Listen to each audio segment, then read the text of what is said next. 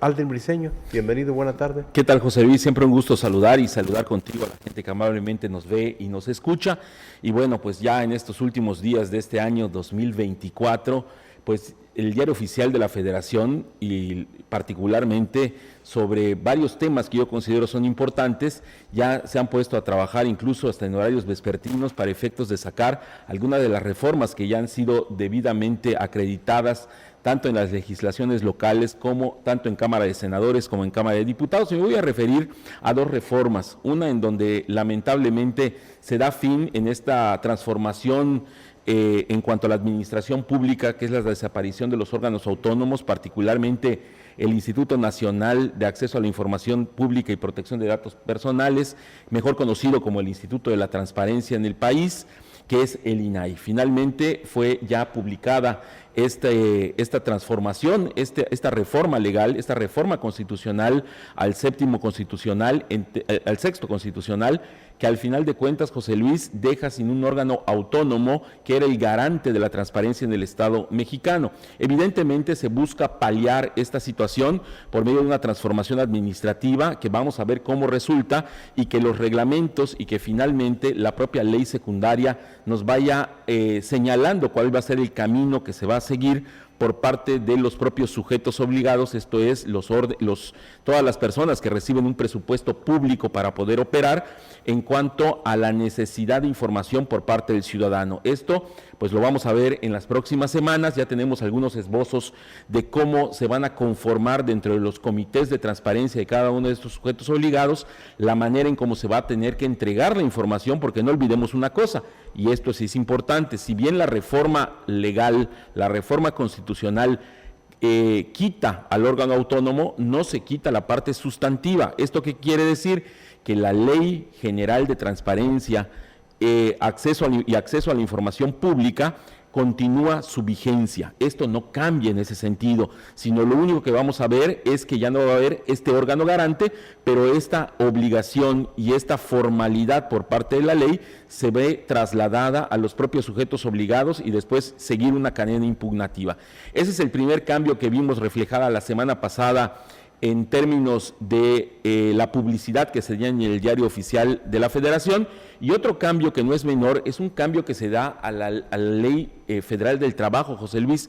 Quizá usted haya visto, sobre todo en este día de compras navideñas y todo este tipo de situaciones que se ven en el mercado, usted puede ir a algunos locales comerciales, algunas tiendas departamentales, en donde quizá por consejo de algún mercadólogo, por consejo de alguno de estos coaches a lo largo de estos últimos años, se había visto o se ve, usted observa que no existen sillas, José Luis.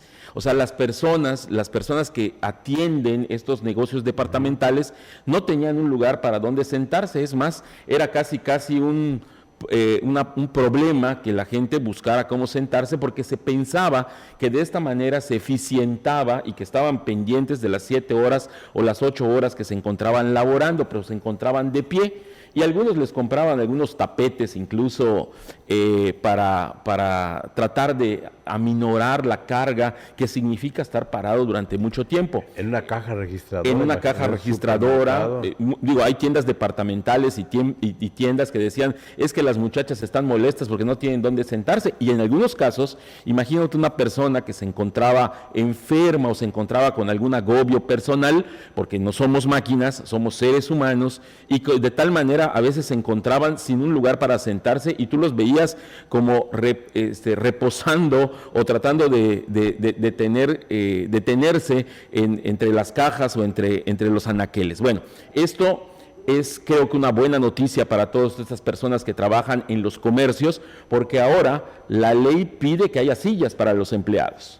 No pueden quedarse parados durante tanto tiempo, y la Ley Federal del Trabajo, y de acuerdo a esta Ley Federal del Trabajo y esta reforma que se dio y se publicó la semana pasada, es importante que exista y va a ser supervisado por los propios inspectores de la Secretaría del Trabajo, José Luis, que todos estos lugares, tiendas departamentales, plazas comerciales, lugares donde venden ropa, por ejemplo, para mujeres u hombres que no tienen estas sillas, tienen que tener sillas para que las personas se vayan escalonando y vayan descansando también de estar parados durante el horario laboral. Y esto es importante porque los patrones, las grandes cadenas comerciales, las grandes tiendas departamentales, véanse Liverpool, Sears, véanse otras cadenas departamentales, incluso locales, José Luis, deberán contar con espacios y con sillas para que las personas puedan descansar. Parece obvio,